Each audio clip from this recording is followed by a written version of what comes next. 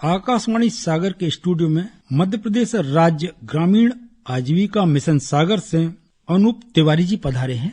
तिवारी जी, लखपति दीदी ये किस तरह से कार्य करती हैं? नमस्कार। मध्य प्रदेश राज्य ग्रामीण आजीविका मिशन एक केंद्र की योजना है जिसका नाम नेशनल रूरल लाइवलीहुड मिशन है। भारत सरकार के द्वारा ये संचालित योजना है। इस योजना का प्रत्येक प्रदेश में जो अमला है वो SRLM state rural livelihood mission के नाम से जाना जाता है। 26 जनवरी गणतंत्र दिवस के अवसर पर माननीय प्रधानमंत्री महोदय ने महिला स्वयं सहायता समूहों से जुड़ी हुई बहनों को आर्थिक रूप से संपन्न बनाने की दृष्टि से इस कार्यक्रम का आह्वान किया, जिसे नाम दिया उन्होंने लखपति दीदी। दरअसल लखपति दीदी का मतलब ये है कि एक व्यक्ति को, आज आप देख रहे हैं बड़ा महंगाई का दौर है और इस भीषण महंगाई में परिवार को चलाने के लिए एक मिनिमम आमदनी की इतना तो होना, तभी घर ठीक ठाक तरीके से चल सकता है।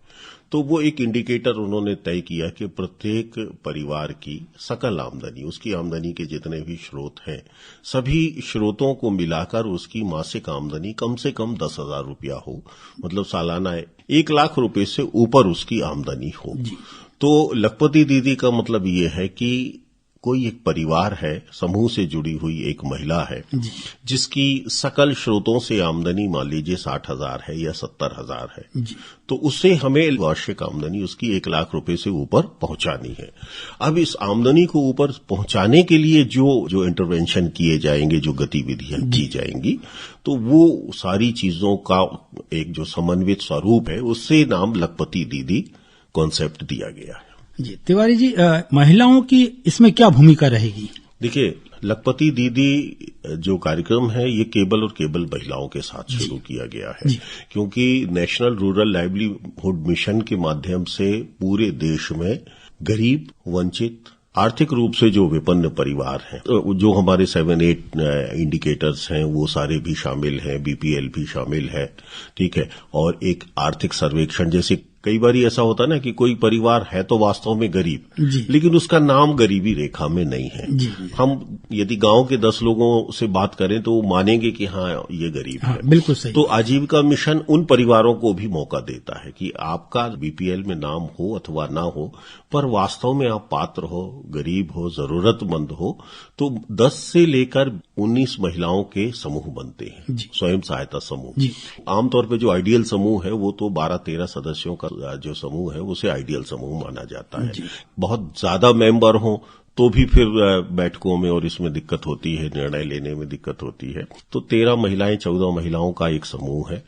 ये समूह हर महीने बैठक करता है, कुछ राशि बचत करता है, 10 रुपए, 20 रुपए, 30 रुपए की या 50 रुपए की राशि की बचत करता है। फिर बाद में सरकार उनको CIF, रिवॉल्विंग फंड और CCL कराती है। तो इस तरीके से उनको फंडिंग होती है। शुरुआती जो फंडिंग है वो तो इसके लिए है कि भाई आप अपना माइक्रो क्रेडिट कीजिए, आपस में लेना देना सीखिए।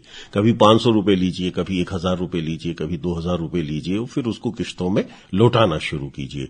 तो ये तो SRLM की पुरानी बात थी। अब हम जो है ना वो प्राइमरी लेवल पार कर गए, मिडिल लेवल पार कर गए। अब इस लेवल पर हैं कि अब महिलाओं से इस बात की अपेक्षा की जाती कि आप बड़ा क्रेडिट लीजिए, ज्यादा अमाउंट लीजिए और उस अमाउंट से आप गतिविधि कीजिए। मतलब वो पैसा इस काम के लिए लिया जाए कि जैसे आपने भैंस खरीद ली, दूध बेचकर आपने आमदनी को बढ़ा दिया। तो हम जो पहले कह रहे थे कि मान लीजिए किसी परिवार की आमदनी 60,000 है, 1 लाख रुपए को लाने के लिए वो जो 40,000 रुपए का डेफिसिट है वो परिवार खुद तय करेगा कि हमें क्या गतिविधि करनी है। मान लीजिए उनको लगता है कि हमारे गांव में आटा चक्की की गुंजाइश है और हम गेहूं पीसकर चक्की लगाकर ये काम कर सकते हैं और चक्की लगाने के लिए हमको 20,000 या 30,000 रुपए लोन की जरूरत है, तो वो समूह से वो लोन लेंगी और लोन लेकर फिर उस गतिविधि को प्रारंभ करेंगी ताकि उस डेफिसिट को 40,000 के पूरा करके और फिर वो 1 लाख रुपए से ऊपर अपनी आमदनी दर्ज कर सके। बिल्कुल ठीक तिवारी जी। अगर सागर के हिसाब से देखो जाए तो किस प्रकार की गतिविधियां अपने सागर में संचालित हैं? सागर जिले की यदि हम बात करें तो सागर जिले में हमारे को जैसे लक्ष्य जो है वो 67,000 परिवारों को लखपति बनाना है। मतलब 67,000 परिवार जो है वो पोटेंशियल लखपति के अंतर्गत है। सर्वे किया पोटेंशियल लखपति, जिसको हम बोलना चाहिए कि 50,000 रुपए से ऊपर जो लोग हैं, तो इन लोगों की जो अभी रिकॉर्डेड गतिविधियां हैं उसमें महत्वपूर्ण योगदान तो होम लाइवलीहुड का है। कृषि, उद्यानिकी, वानिकी, सब्जी, पशुपालन, इसका है। किसानी से जुड़े हुए ज्यादा, खेती किसानी से जुड़े हुए आमदनी के साधन लोगों के ज्यादा हैं। इसके अतिरिक्त फिर गांव की क्षमता के हिसाब से ये शब्द मैं इसलिए इस्तेमाल कर रहा हूं कि अब मान लीजिए कहीं किसी गांव में 200 लोग रहते हैं तो वहां एक तो चक्की समझ में आती है या 2 आटा चक्की समझ में आती है, लेकिन यदि हम 10 आटा चक्की लगा देंगे तो फिर वो गतिविधि आमदनी देने वाली नहीं होगी।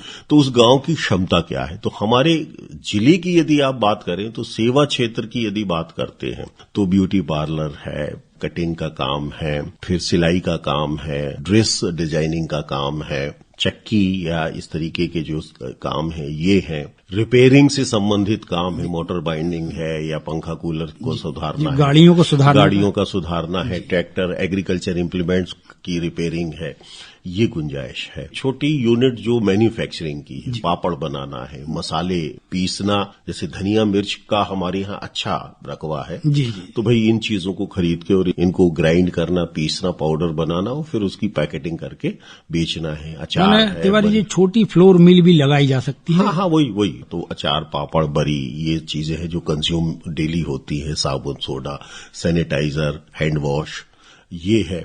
थोड़ा और ऊपर यदि हम उठते हैं तो फिर जैसे ड्रेस का काम है, ड्रेस मेकिंग का काम है, रेडीमेड गारमेंट्स का काम है, इसके भी अच्छे स्कोप है। हमारी अपनी जैसे सागर विकास खंड में ही हमारी जो वस्त्र निर्माण इकाई है वो स्कूल यूनिफॉर्म, हॉस्पिटल्स के जो एप्रिन और ये सब मरीजों के कपड़े हैं वो सब सिल रही है और वहां 40-50 महिलाएं लगातार काम कर रही हैं। मतलब वहां ये है स्थिति कि हम अपने ऑर्डर सप्लाई नहीं कर पाते हैं। ये तो बहुत ही थोड़ा स्किल से जुड़े हुए काम है जो क्षमताओं से है। तो बहुत बड़ी तादाद में हमारे यहाँ समूह की बहनों ने ये मकान के लिए जो मिक्सर ग्राइंडर है ये लिया है, मेशन का काम है, प्लम्बर का काम है, कंप्यूटर से जुड़ी हुई जो सेवाएं हैं, मोबाइल से जुड़ी हुई सेवाएं हैं, कियोस्क सेंटर है, ठीक है, मिल्क कलेक्शन सेंटर है। मतलब पर डे का ही हमारा जो देवश्री फार्मर्स प्रोड्यूसर कंपनी महिलाओं की बनी हुई है तो 40 से 50 हजार लीटर दूध का कलेक्शन होके और उसको दूध पैकेट बना के उसके मिल्क प्रोडक्ट बना के मार्केट में कंज्यूम हो रहे, सप्लाई हो रहे। महिलाएं इस काम को बड़ी अच्छे से कर रही हैं। सागर जिले में सागर जिला दूध के लिए बड़ा हब बन गया है और दूध का व्यापार एक बड़ा व्यापार बन गया है और उससे हमारे गांव के लेवल पर लोगों को एक अच्छी बात यह है, मिल्क कलेक्शन करिए क्योंकि वो लिमिट में नहीं है। आप कितना दूध पैदा कर सकते हो, खरीदार खड़े हैं। आप कितनी आटा चक्की लगा सकते हो, पिसवाने वालों की सीमा है, पर दूध की, अनाज की, इसकी सीमा बाहर, लिमिट से बाहर। सब्जी उत्पादन का बड़ा क्षेत्र है। देवरी, केसली, रहली, जयसीनगर, इवन सागर, ये ऐसे विकास खंड हैं जिनमें बड़ी तादाद में लोगों ने लहसुन, प्याज, मतलब जो कैश क्रॉप है, लहसुन, प्याज, आलू की खेती को अडॉप्ट किया है। सागर में जो आलू के हमारे किसान हैं वो एक एकड़ में 3 लाख और 4 लाख रुपए की बात करते हैं कि हमारा ये प्रोडक्शन आया है। प्याज का तो आप समझते ही, हालांकि प्याज में हमारा किसान लाभ इसलिए नहीं ले पा रहा है कि होता यह कि जैसी हार्वेस्टिंग होती है व्यापारी आके ले जाते हैं और फिर गोडाउनिंग, स्टोरेज और जो वेयर हाउसिंग है वो व्यापारियों के कंट्रोल में होती है। यदि किसी तरीके से ये चीज किसानों के कंट्रोल में आ जाएगी तो निश्चित रूप से प्याज भी उनके लिए एक बहुत अच्छा लाभ देने वाला। मानो भंडारण के लिए अगर तैयार कर लें तो प्याज से भी लाभ लिया जा सकता है। अब तिवारी जी लखपति दीदी बन गई तो इनके जो पति हैं वो भी इनके काम के साथ जुड़ के इनकी मदद कर सकते हैं। जैसे गाड़ी सुधारने का काम है, अब बहुत सारे देहातों में गाड़ियों की भरमार हो गई, कोई भी ऐसा गांव नहीं है जहां हर तीसरे घर में मोटरसाइकिल ना हो। देखिए, हमने जैसे बोला ना कि परिवार के सकल स्रोतों की आमदनी, ठीक है। अभी यदि हमने भैंस का उदाहरण दिया तो ऐसा थोड़ी कि वो महिला ही भैंस पालेगी, महिला ही भैंस को दुहेगी, वही चराने ले जाएगी। भाई घर में भैंस आ जाए और भैंस के आने के लिए हमको जो पैसा चाहिए, क्यों हमारी क्षमता उनका मान लीजिए 20,000 रुपए हमारे पास है, लेकिन भैंस 60,000 रुपए में आ रही, तो हमने समूह से 40,000 रुपए ले लिया, तो यहाँ लोनिंग में महिला रहेगी, बाकी उस गतिविधि के संचालन में उसका पूरा परिवार होगा। दूसरी, आपने अभी ये जो गाड़ी की बात कही, हमारे यहाँ गाड़ी आ गई, गाड़ी है, गांव में मोबाइल है। आजकल गांव में भी हमारी बिटियां, जब विवाह होता है तो बिटियां सजने लगी हैं, और बरमाला और स्टेज, ब्यूटी पार्लर का काम एक बड़ा काम हो गया है। ठीक है, तो ये जो नए काम हमारे स्थानीय पैदा हुए हैं, एक तो DDU-GKY एक हमारे केंद्र सरकार की योजना है, दीनदयाल उपाध्याय ग्रामीण कौशल उन्नयन योजना। इसमें बच्चे जो अपना स्किल अपग्रेडेशन करना चाहते हैं, वो अपनी क्षमता को बढ़ाना चाहते हैं, तो 3 महीने से लेकर 6 महीने की उनके ट्रेनिंग आजीविका में इंटर्नशिप के नहीं ट्रेनिंग कराते हैं हम, उनकी रेजिडेंशियल ट्रेनिंग कराते हैं। ट्रेनिंग का जो भी खर्चा है वो उसको नहीं उठाना है, उसको बाकायदे यूनिफॉर्म, रहना खाना सारा कुछ होता है। और ट्रेनिंग कंप्लीट होने के बाद उन बच्चों को, उसमें बिटियां भी शामिल हैं, बेटे भी शामिल हैं, उन बच्चों को प्लेसमेंट मिलता है। अभी 15 दिन पहले ही रोजगार मेले के माध्यम से लगभग 40 लड़कों को भेजा गया है, सिंगरौली गए हैं सिक्योरिटी गार्ड की ट्रेनिंग लेने के लिए। इसके पहले 60 बच्चे हैदराबाद गए थे जिन्होंने ट्रेनिंग ली थी, और एक एजेंसी ने आके रोजगार मेला किया था और उन बच्चों को हैदराबाद ले गए थे। तो वो भी सिक्योरिटी गार्ड के लिए ले गए थे। इसमें तो बहुत सारी स्किल है, इलेक्ट्रिक है, मोटर बाइंडिंग है, बल्ब की कंपनियों में बच्चियां काम कर रही हैं। ये जो आप ऑर्डर करते हैं कि हमको फला चीज खरीदनी है, तो उनके लिए मैं थोड़ा टेक्निकल वर्ड उस ट्रेनिंग का नाम बोल रहा हूं। तो वो बच्चियों ने ट्रेनिंग ली और अभी वो मुंबई और वहां के बड़े बड़े गोडाउन में वो बैठी हैं और ऑर्डर उन तक पहुंचता है, खटाखट माल पैक करके, और वो उसको सप्लाई करने की चेन में डाल देती हैं। कई बच्चियां हमारे यहाँ ऐसी हैं जो घर से निकली और उन्होंने 6 महीने की ट्रेनिंग ली। ट्रेनिंग लेने के बाद उन्होंने इंदौर, भोपाल, पूना, मुंबई, हैदराबाद में प्लेसमेंट उनका हुआ। बच्चियों का जब प्लेसमेंट हुआ तो वो होता है ना एक्सपोजर, उसका एक बड़ा फर्क आया। उनकी बोली बानी, पहनना ओढ़ना, कॉन्फिडेंस में फर्क आया। कई बच्चियां स्किल डेवलपमेंट हो जाती है। कई बच्चियां ऐसी थी जो घर से कमजोर घर से थी पैसे आर्थिक रूप से, और वो बच्चियां गईं और उन्होंने वहां से पैसा अपने परिवार की मदद को भेजा, अपने छोटे भाई बहनों को पढ़ाया, उनकी पढ़ाई संबंधी आवश्यकताओं को पूरा किया। एक महिला है, उसके भाभी के यहाँ डिलीवरी होना थी एक बच्ची की, तो उसने डिलीवरी का पूरा खर्चा उठाया, क्योंकि भाई का जॉब करता था, कोविड के कारण उसका जॉब छूट गया। तो बहुत सारे ऐसे उदाहरण हैं कि इन बच्चों ने अपने परिवार की मदद में आगे आई हैं। तो तिवारी जी, समय समय पे इस तरह के रोजगार मेलों को आयोजन करते होंगे आप, इसकी जानकारी गांव देहातों में किस तरह से दी जाती है? रोजगार मेले का हम जब भी आयोजन करते तो सबसे पहले तो उसकी एक कॉपी हम रेडियो स्टेशन को भेजते हैं कि आपके माध्यम से वो जानकारी दी जाए। फिर गांव में हम जनपद पंचायतों में ज्यादातर रोजगार मेले होते हैं और गांव में उसकी मुनादी होती है, पर्चे छपते हैं और वो जगह जगह सार्वजनिक प्लेसों पर चिपका दिए जाते हैं। बैनर पैम्पलेट के माध्यम से लोगों को जानकारी दी जाती है और लोग आते हैं। तिवारी जी, बुंदेलखंड एक प्रकार से कहा जाता है कि बहुत पिछड़ा इलाका है। जिस हिसाब से लखपति दीदी को बढ़ाने के लिए आप प्रयासरत हैं, उसी हिसाब से लखपति बेटियां भी तैयार हो रही हैं, आपकी बातों से लग रहा है। बिल्कुल, हमारी जो बेटियां हैं, हम तो चाहेंगे कि कुछ बेटियों को आप रेडियो स्टेशन में बुलाइए, रोल मॉडल की तरह उनके इंटरव्यू कीजिए। हाल ही में एक बेटी अभी लेंस कार्ड से में काम करती थी, राजस्थान में थी, सागर में आमेट नाम का एक गाँव है, पास में ही है यहाँ रजौआ आमेट। उसकी माँ हमारे समूह से जुड़ी हुई है और उन्होंने भैंस पालन के लिए लगभग 3 लाख रुपया लोन लिया और 60 से 70 लीटर दूध पर डे उनका होता है। तो बिटिया ने DDU-GKY में ट्रेनिंग ली, लेंस कार्ड में काम किया और अभी उसकी समस्या ये है कि वो गांव आ गई है।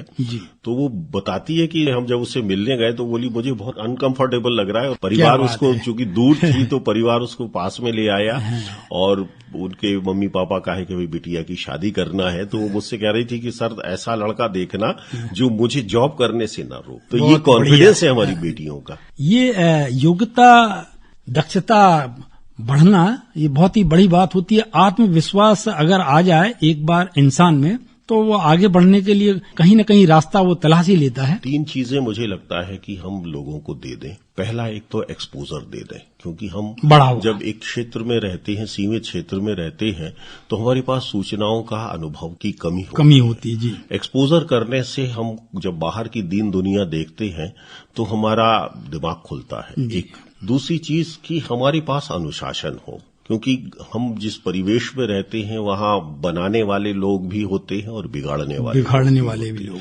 तो हैं कुछ लोग ऐसे जो बच्चों को इस दिशा में प्रेरित करते हैं। तो हम जब उस माहौल से निकल के एक अच्छे माहौल में रहते हैं जहां हमको कुछ कंस्ट्रक्टिव सिखाया जाता है, और तीसरा, जब दोनों चीजें होती तो बच्चे में कॉन्फिडेंस आता है, तो फिर वो आगे जाता है। तिवारी जी, मोबाइल भी इस समय कहने के लिए एक शस्त्र है और शास्त्र का काम भी करता है। वर्तमान समय में कई बार ऐसा देखा गया है कि बच्चे अगर संगत ठीक नहीं है तो मोबाइल से बहुत नुकसान भी होता है। अपने इन कामों में आप मोबाइल बहुत ज्यादा सहायक सिद्ध होता है, तो आप इन कामों में आपकी जो ग्रामीण आजीविका मिशन है, इसमें बच्चों के लिए मोबाइल का भरपूर दोहन उनके फायदे के लिए किस तरह से करवाते हैं? बहुत सारी साइट है, एजुकेशनल साइट है, सूचना देने वाली ज्ञानवर्धक साइट है। मध्य प्रदेश शासन की साइट है mp.gov.in, जिसमें सारे विभागों की स्कीम है। अभी थोड़ी देर पहले आपने चक्की की बात करी थी कि या प्रोसेसिंग की बात आपने करी थी, तो एक बड़ी अच्छी योजना है उद्यानिकी विभाग की, PMFME। इस योजना के अंतर्गत आप अपने गांव में, अभी आपने एक शब्द बोला था कि बुंदेलखंड पिछड़ा है। देखिए, पिछड़ा या अगड़ा जो है ये तो हमारे ऊपर निर्भर करता है कि हम कितना काम करना चाहते हैं। तो PMFME में जो फॉर्म, खेत से निकलने वाले जो भी उत्पाद हैं, आप देखते हो कि एक सीजन ऐसा आता है जब टमाटर 2 रुपये और 5 रुपये किलो होता है। बिल्कुल। हम जब प्याज पैदा करते हैं तो प्याज का एक साइज है जो बाजार में रेट देता है, लेकिन एक साइज प्याज या लहसुन का ऐसा भी है जिसकी बाजार में कोई कीमत नहीं होती। तो यदि हम ऐसे लहसुन का, ऐसे प्याज का प्रोसेसिंग कर दें, उसका पेस्ट बना दें, उसका पाउडर बना दें, उसका ड्राइंग कर दें, या गेहूं है, चना है, यदि चने को खरीदने जाते हैं तो रेट कुछ है, दाल को खरीदने जाते तो रेट कुछ है, बेसन खरीदने जाते तो रेट कुछ है। तो हमारे ऐसे युवा जो उद्यम की तलाश में हैं, तो वो PMFME में जुड़ के और फूड प्रोसेसिंग इकाइयां स्थापित करें। इकाइयों की स्थापना में इस बात का ध्यान रखें कि हमारे परिवेश में बिकने वाला सामान, बेसन सब जगह बिकता है, आटा सब जगह बिकता है, मिक्स ग्रेन सब जगह बिकता है, लहसुन प्याज का पेस्ट बिकता है। ये मैं बहुत कॉन्फिडेंस से नहीं कह सकता कि गांव के लेवल पर बिकता है, पर शहर के लेवल पर उसका बाजार है। तो हम ऐसे बाजार की तलाश करें और देख लें कि क्या पॉसिबल है। अब हमारे यहाँ तो बहनें मुनगा पाउडर बनाती थी, अब उन्होंने मुनगा का टैबलेट बनाना शुरू कर दिया है कि भैया आप एक गोली खाओ, पानी पियो, मुक्त हो जाओ। तो आपके ऊपर है। वो एक दुष्यंत कुमार जी का शेर है ना कि कौन कहता है कि आसमान में सुराख होता नहीं, बस एक पत्थर तो तबीयत से उछालो। आप क्षमता के ऊपर है, आप सोचिए, सकारात्मक सोचिए और आप सब कर सकते हैं। सरकार की विभिन्न योजनाएं आपके भलाई के लिए हैं। आपने जो कहा कि मोबाइल, तो मोबाइल में आप जाइए, गवर्नमेंट की साइट खोलिए, विभाग की योजनाएं खोलिए। अब तो सारी योजनाएं ऑनलाइन हो गई, आप घर बैठे अपना पंजीयन कर लीजिए, आपके पास कॉल आएगा, आप उसमें सब लिखा हुआ है। वो बीते जमाने की बात है कि जब लोग सरकारी दफ्तरों के चक्कर काटते थे। अगर अच्छा सोचें और पहला कदम उठाएं, निश्चित है तिवारी जी सभी सफल होंगे। गांव के भी बच्चे, अपने शहर के भी बच्चे। आप हमारे स्टूडियो में पधारे, आपके लिए बहुत ही बहुत धन्यवाद। नमस्कार।